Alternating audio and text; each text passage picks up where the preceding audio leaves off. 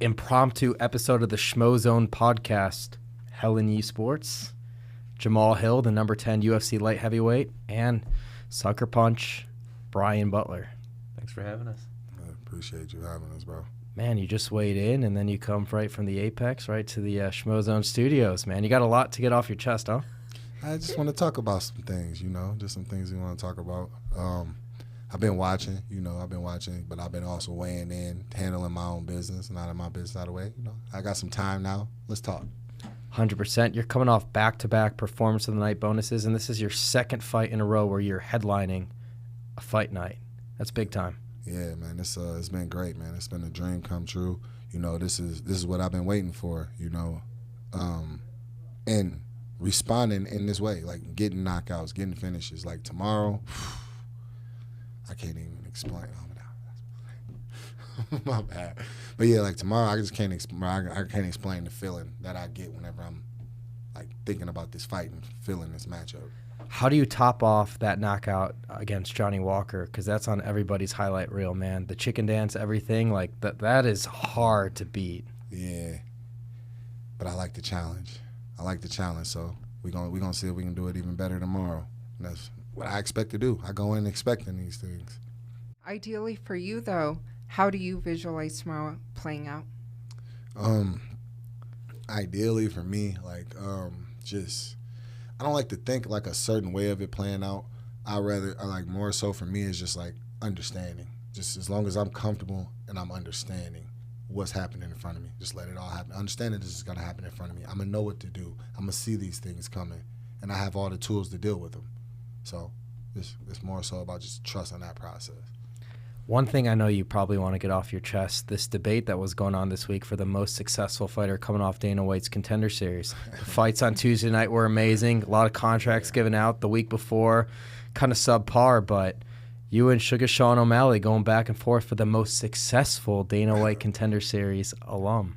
Yeah. It kind of started with me on Twitter. I made the claim that I was the most successful Contender Series alum, which I feel like looking as far as like fight resume and things that I've done, I felt that was just 100% true. But fans started chiming in. They chimed in and they tagged O'Malley, and he responded. Then I responded, and then I think I just seen a video that he responded again, which the things that he said in it are just they're kind of funny. Don't get me wrong. I like Sean. Whenever Sean fights, I watch. But facts is facts. You know what I mean? What did he say? What did he say? I think he defined success about his popularity and bank account. I think he might have said those two things. He didn't kind of define the success from the sport, from the performances in the sport, but he defined it kind of with the things that happen outside the octagon. Right. He was saying fame. Yeah, like, who makes more money?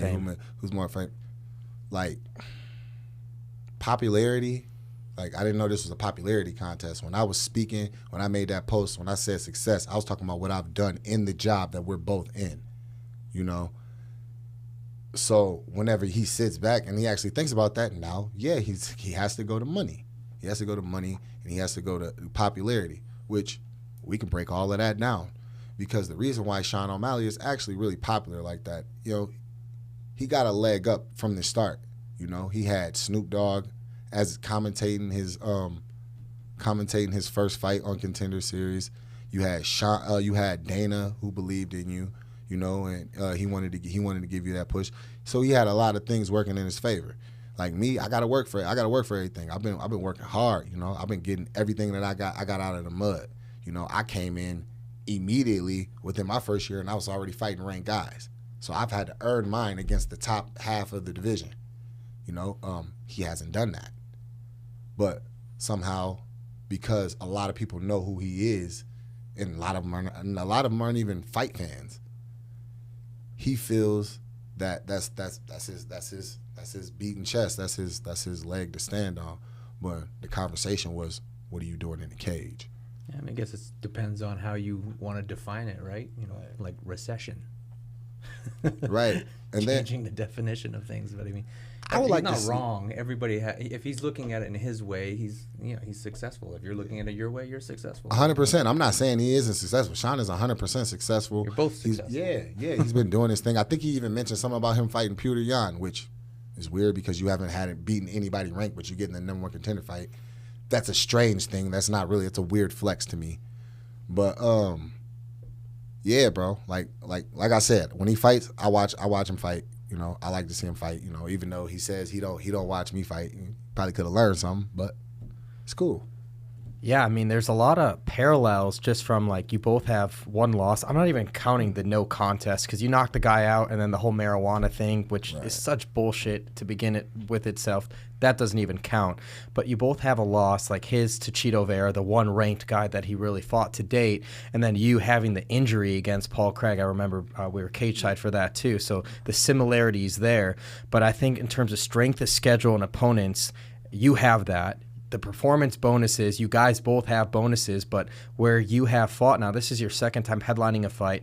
I think he's just opened up main event fights. He hasn't been a co-main event yet to date, but it's interesting because, yeah, he's getting like a top contender in Petr Yan. He's got a real chance at stepping up. But just like if you take care of Thiago Santos, the number 6 ranked guy right there, you are right there in title contention with a victory. So you both have an immense opportunity right in front of you. I feel like I've done more. I feel like I've done more inside the cage. I ain't never hating on nobody getting no money. Little bro, get your money, bro. You know what I'm saying? Like, I want everybody to get paid. But I mean, strictly, and then not only this isn't something that's like, oh, it's taking the heart. It's just like a little competitive 100%. You know, and just like a little conversation back and forth. You know, if anybody taking this serious like that, then you probably need to find something else to do with your 100%. life. You know, but yeah, it's just a fun topic that we've been having fun with. See each other playing basketball. I was gonna say, let's bring him into the basketball tournament. Yeah, man, I love to have Sean come in and come hoop because I know I got some work for you in that. And I saw with my own 2 eyes you were MVP, right, of the whole basketball game, because Schmo played too. I would say you're the best one on the court, though. Of everyone that was on the court, we're talking the Bilal Muhammad's, DC, everybody who played, Brunson. You were the best basketball player. Yeah, but I hoop a little bit, man. That's been part of my story and things like that. Yeah, I grew up playing basketball, so it's definitely one of my managers in on that. Oh yeah, you want to play? Yeah, Brian. Hey, we make this a whole thing. Cool. Look, we turn it trendsetter. I've been trendsetting since I got here too. You know? We have to. It can't just be every international like fight week. It's got to be a one a month. It doesn't have to be 5-on-5. We could do 3-on-3. Put a little cash behind it around each pay-per-view event. I think we should start something there. Yeah, I'm with it. I like it. And have the weak link on the 3-on-3 team, the manager of one of the fighters. Yeah. So that way, build a dynamic of rules of how you have to build your team. I like you can't it. just show up with just hoopers. I'll probably beat all the managers in basketball. Okay, let's see, Brian. But there it is. Let's represented right there. I'll film it. I think that we should do that because Corey Sandhagen, he talked about wanting to play basketball. It was like a day after we had our competition that night. You know, he found out, we should do that. I know Sean O'Malley plays too. So there's been a shit ton of interest. A lot of people are like, oh man, if I know about this, I'd play. Like, yeah, bro, I'm with it. I like interacting with other fighters, other guys that are at this stage and stuff. Like, just because we fight each other and things like that, we don't have to hate each other. We make money together. Like a dude like Santos, like people look at it like, oh, you got this and this. I don't have nothing against Santos. You know, I've watched Santos. I was a fan. But we making money together. We getting money together, bro. You know what I'm saying? At the end of the day, that's what it's about to me. Santos is the only guy to have a victory on a judge's scorecard over John Jones. Like, he's been in wars. He's fought the who's who. He's fought everybody. What version of Thiago Santos are you expecting tomorrow night? In order for me to be this fighter and be on the level that I say, I have to prepare for him to be the best version he's ever been. Better than the guy that fought John Jones. Better than the guy that finished Jan Blachowicz. Better than all of that. I have to. Mentally, that's what I have to do. Obviously, you pay attention to the tendons. You pay attention to certain things off of game film. But it doesn't change the fact that you have to prepare for him to be the absolute best. Because if he shows up shorter than that, great. But if you prepare for him at a certain level, when he shows up above that, then what? Yeah. That's a good mindset to have. And I saw recently, didn't you post where, like a photo of you guys, where it was like when your idols become your rivals, right? And all this happened, like your Dana White Contender Series fight was July 2019. So all this happened within basically 3 years. So just kind of what's that journey been like? Because it's been pretty fast. Yeah, it's crazy. It's amazing. It's one of those things that I get so busy, like trying to make sure I'm doing things, make sure I'm doing all the right things. Sometimes whenever I do notice and take time back and think back, like in the press conference with the UFC, you know, it kind of got to me a little bit because, you know, I did have to overcome a lot. I did have to work through a lot. You know, things haven't always gone my way or the way that I would like to be or whatever, regardless of how I felt or that it should go or whatever. You know, I just deal with it how it comes. So, just that journey, just the journey from the Contender Series to now is just incredible. And that picture was actually, we were leaving. This was after I got signed. So I already had it in my mind that a collision course could be possible. But, you know, you see the guy that just fought John Jones and the only one to ever win on the scorecard, you take a picture with him. You know, I'm still a fan. Whenever I'm not fighting, I'm watching. You know, that's why I don't get things like when Sean O'Malley's like, oh, I should have done research on him. I should have known this. Bro, how do you not know who the top 10 in every, like, are you not a fan? Like, you know what I'm saying? Or even, you don't even have to be a fan. But how do you learn, bro? Where do you learn? Because I learn stuff watching other fights. I'm a student of the game. Yeah, there's some fighters that just don't pay attention to anything, which I always find bizarre. I mean, whatever works for each fighter, to each their own, but I love asking this question to guys I get blessed to talk to right after they do a face-off, but a couple hours ago you just stared at the man face-to-face, looked in his eyes. Like, what did you see when you looked in his eyes? Honestly, when I looked into his eyes, I seen that he was willing, he's willing to bang, and he's willing to fight. He's willing to come forward, but I ain't see that same type of dog. You know what I'm saying? I ain't see that same type of dog that I know beats in my chest. You know, and it was a little different. It was a little different in that, and he may have it like that, but I'm willing to bet he ain't got that. He don't have that like I do. I'm a lion, for real. And if you do get that result you're looking for or knockout win over him, how confident are you that basically the title shot, like you're just on the doorstep of that? I feel very confident. Just if you take a look at the division and take a look at where everybody is in the division and the performances that they've had of late and things like that, go in and finish him. I think I make a strong case for having the strongest last few performances of anybody. You know, we've seen Jan get beat up on, and then Rakic got injured. We've seen Rakic lull us to death. We've seen Ankalaev has done his thing. I believe Ankalaev has put himself up there to where 9-fight win streak. Yeah, you know what I'm saying? That's incredible. You know, and then not only that, don't get me wrong. To a degree, there's certain things that I see that I would seriously take advantage of on him. But he is good. He's good. He's solid, and he wins. Like, he wins. A lot of people, if they were to ever critique you, they're like, well, Jamahal, he's got heavy hands and stuff, sweet dreams, but what about his wrestling? Like, if you fought Ankalaev, how confident are you would stop those takedowns? I'm good. I'm confident. Like, see, and that's another thing. Like, people talk about, like, my takedown defense. Since my UFC debut, who's taking me down? Paul Craig. People call Paul Craig as a takedown. I willingly went to the ground with him. He didn't pull me down. I could have easily, my forearm, if people always talk about, oh, you know so much about grappling and things like that, then watch what's actually happening. Because you would see I didn't get pulled down. My forearm was across his jaw. I could have just pushed him to the ground. Yeah. I was being arrogant, and I paid for it. Yeah, that guy loves to fight off his back. He loves fighting off his back, Paul Craig. Fucking beard you. The beard. But so if you look at the division, though, I'm assuming they're going to do the rematch between Yuri and Glover for the title. Do you think they wouldn't? I mean, the only other option would be slot in Jan Blachowicz and he fights Yuri.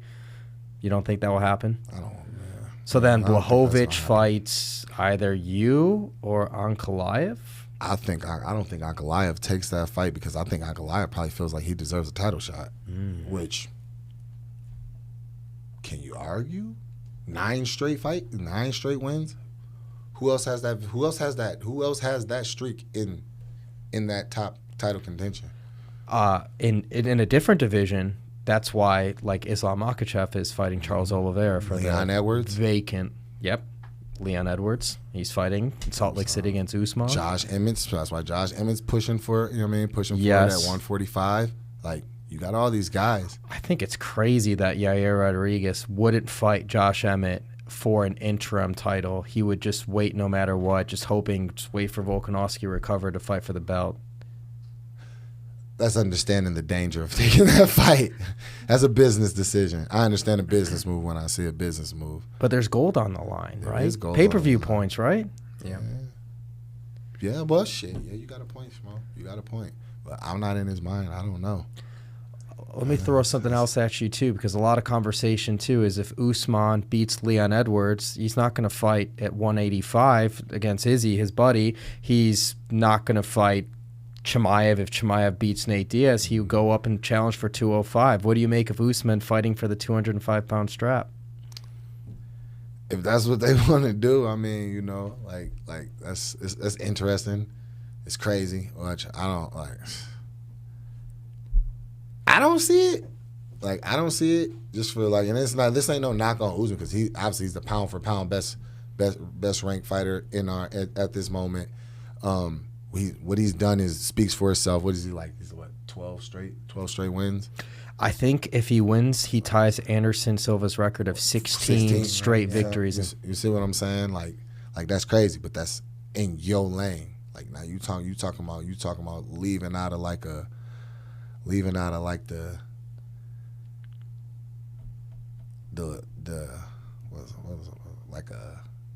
don't want to use the wrong car, like a BMW. You leaving like the BMW lane and you trying to jump over into the SUV lane.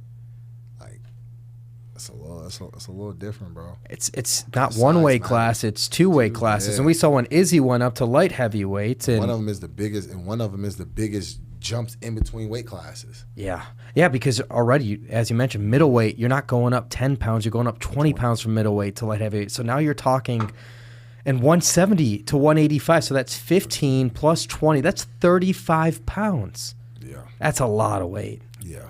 And what do you think? Big men. I don't even know if he walks around at 200 pounds. I doubt he even walks around at 200 pounds. I will say this. The first time I seen Kamaru Usman, I thought he might have fought at like 200. He was big. Oh, so, okay. He was big. I was in the PI, and he's just like, he's just shredded. Like, the discipline that dude must have, like, as far as dieting, it must be insane. Like, and especially, like, all the time, because this dude is shredded. Yeah. Always. Like, always. And how old is he? How old is Usman? He's in his mid-30s. Like, I was about to say, he's older than I am, isn't he? Yeah. Chill out, bro. A couple of years older, bro. That's the reason why they talking about me like this out here. Let me have my cupcakes, man. And that's why you posted the reel at the pool.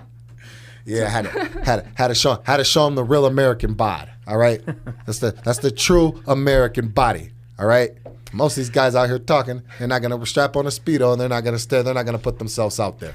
Actually, it's funny you bring that out. Walking out of this podcast room, that internet photo of Henry Cejudo walking out of Speedo, he's walking out of this studio in that Speedo.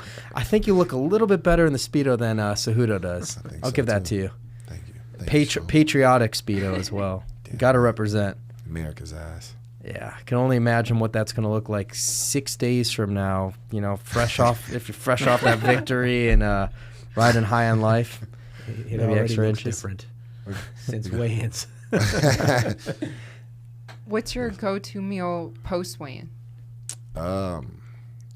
What has been recently for me is like the UFC, they make this pasta. They got this really good pasta that I like. So I usually get that like right after the weigh-in. But like as far as like going out with the team and stuff, we usually go out. We either get steak, like nacho, like Mexican, like Mexican. Do they offer Dana's Fuck It Friday on the menu for you guys to eat after you weigh in, especially you being at light heavyweight? No, I actually tried to get on Fuck It Friday this week. I hit the boss up in there. I got the message. I hit the boss up. Hey, yo, man, let me get on Fuck It Friday with you. Let me try something. Let Sweet Dreams try out some sweets. And what'd he say? That they'd already taken. Yeah, they'd already. You got to be the first one to do it. You start the trend. Yeah. Every fighter's going to line up to do that. I'm trying to tell you. Now that he's said it on here, I think it'd be Yeah. Let's go. Hey, get back in. DW, what's up, man? Let's share a snack, have some conversation. We're gonna make a lot of money together. You know, let's get it. Wow. Brian, while we have you on here too, wanted to get an update with the champ, Carla Esparza. She fighting Marina next? Is she fighting Weili next? What do you think's next for the champ? It's probably going to be Weili. You know, I mean, that's the one that makes sense. That's the one that she wants, and I'm sure that's the one that the UFC wants. So we'll see. We should have some news soon.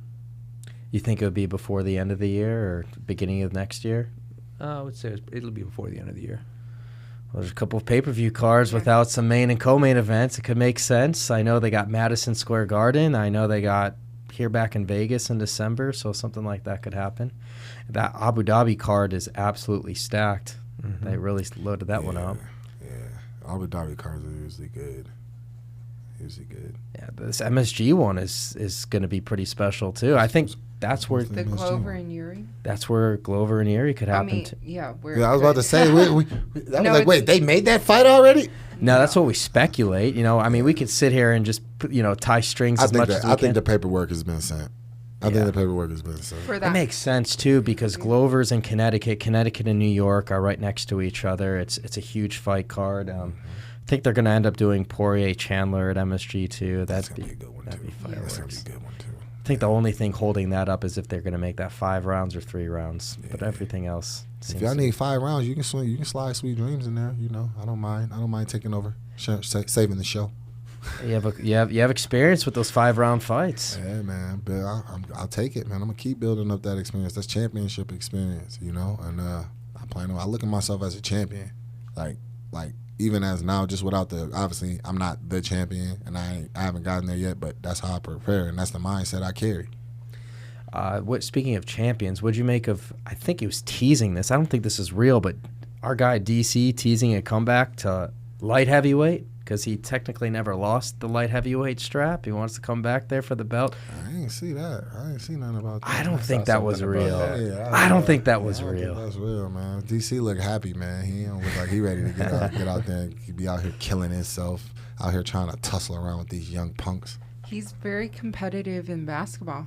I think the Schmo in him, he called that a travel. I went back to look at it. It was awkward, but that wasn't a travel. It wasn't a travel. I was watching it. I remember. I was like, yeah. He was trying to pull a little rank on you because he had just got signed into the Hall of Fame the night before. So he was feeling himself a little bit. Didn't he even try to tell you where to shoot from for a ball? He did. Like, man. He's like, oh, you gotta shoot back. You gotta step back. I'm like, hey, you leave the Schmo alone. You let the Schmo do his thing. But I missed it. It hit the rim. But then DC had to do that a few plays later, and he had to shoot from the same spot. He missed it as well too. So poetic justice. I think he airballed. Yeah, he probably did. I still don't understand why you doubled the money up. You ran it back for that second game. Why? I wanted to take more. The only thing that was good would have been better about taking DC's money is taking more of DC's money. But he bought some help. He had some help.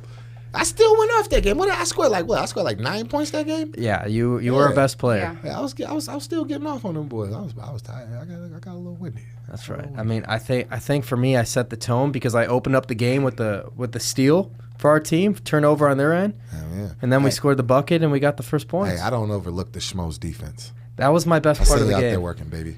My shot wasn't falling, so the defense had to make up for it. Rebounds, those count. Hey, what are rebounds? The rebounds are possessions. That's right. Those are opportunities. I got those Tony Kukoc long arms. Damn right. I mean, he's got to play a role on those championship Bulls teams, right? Yeah. Hey, that one guy you were checking, the guy that you were checking, I don't think he scored. Yeah. He didn't score at all. So, hey, you did your job. Well, I just wanted to hold my own. If the shot's not going to fall, you got to make up. There's 2 ends of the basketball court, right? Yeah. Offense and defense, just like in fighting. In football, you play offense or you play defense. You don't play both sides. In fighting, you have to play both. You got to be really good to play both sides. That's right. I'm trying to think of who in the NFL plays both sides. Damn, no. Oh, Devin Hester did. Devin Hester did, but he didn't last long at wide receiver. He didn't last long at corner either. Who's the kid? Peppers. Peppers Jabril from Peppers. Jabril Peppers. Yeah. But He's phenomenal. Is he still playing now? He plays for the. He was on the Browns last. He was on the Browns. But he might have been out for a little bit. But Michigan, he was fantastic. Yeah, You're a Michigan guy, so you know that. Yeah, I watched him. He was phenomenal, dude. He kick returns, punt returns, put him in the backfield, locking people up, strips, interceptions. Like, he was a playmaker. He was. Shout out Jabril Peppers, bro. Yeah. Shout out Jabril. Shout out Jabril Peppers. I guess we can wrap up on some basketball talk, right? Some NBA stuff right here. Vegas might get a team one day. One day. It makes sense. It makes sense for them to have a team here in Vegas. You know, it's like one of the biggest like destinations for anybody to come. Like, shit, I've been in Vegas. I don't know how many times since I got signed. I love it here. It's great. LeBron might be involved with that. Do you think LeBron James gets another ring before he retires? See, the thing about that right now, to say that right now, well, because it's LeBron, I would say yeah. Benefit of the doubt. You know what I mean? I give him the benefit of the doubt because he's LeBron. Yeah. You know, but just the situation is strange, bro. And then not only that, with me doing the things I used to keep up with basketball heavy. I'm maybe not as not as much anymore. Yeah, you know. And then like a lot of these new guys, like a lot of these new young dudes, like I don't know, I don't really know them like that. And then out of nowhere, they'll just pop up and they'll just drop like 30, 40 points and then just disappear. It's crazy because it reminds me of like how baseball used to be so fucking popular. Yeah. It's not as much anymore, but like basketball, I feel like they're falling in the same cycle. Like guys are showing up in their mid to late 20s after experiencing the G League, going overseas because they go to college for a year. They don't develop anything in the defensive end. Not that they play much defense in today's NBA in comparison to the NBA that we grew up watching. Right.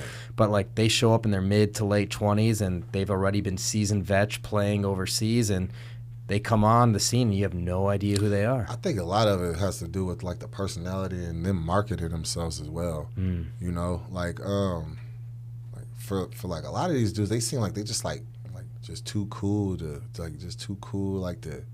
express themselves for who they are.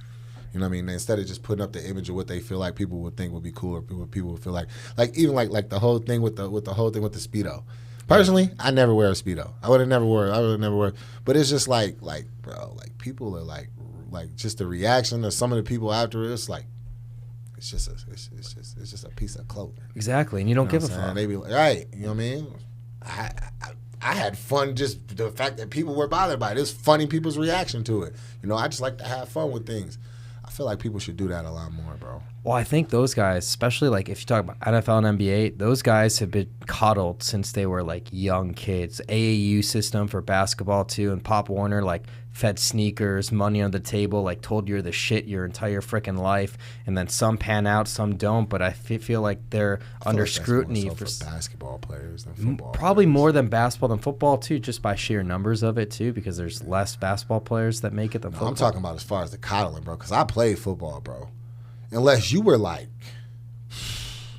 fucking like Ezekiel Elliott or like type level Todd Gurley or fucking Patrick Mahomes or something like that, bro. You got rode pretty hard. I'll bring this example up because back before I was the Schmo and I would cover like high school Nike Elite 11 football camps, there's a kid here in Vegas, Bishop Gorman, Tate Martell. He was like the #1 rated quarterback in the entire high school system.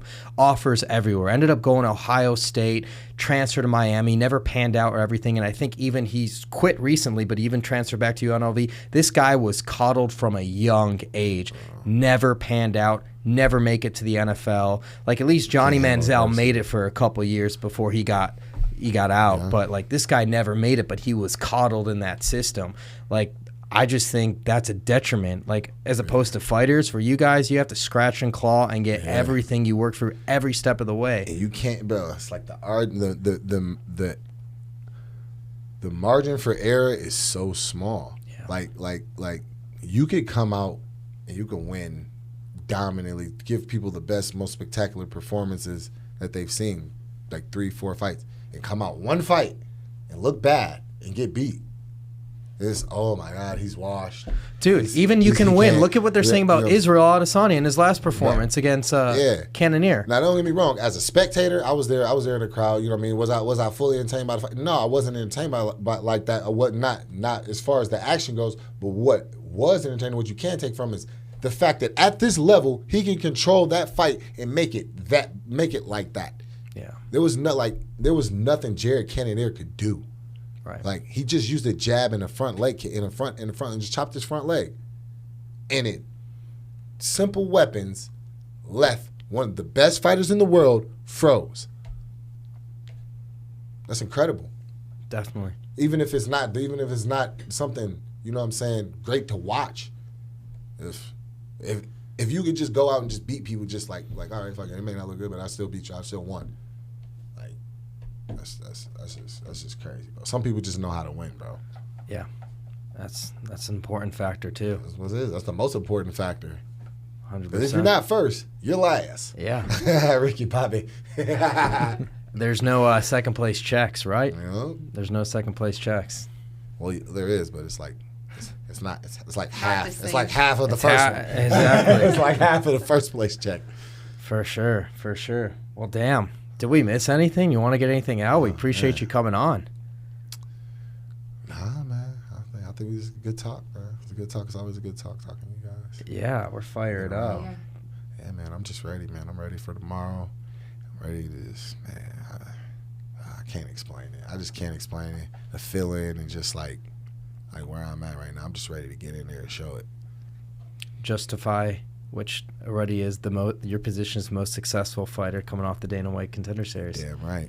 And that's another thing on that situation. As far as the money goes, I'd be willing to compare our first 6 checks from the UFC. Let's see that. I'll let you guys. I'll let you guys handle that.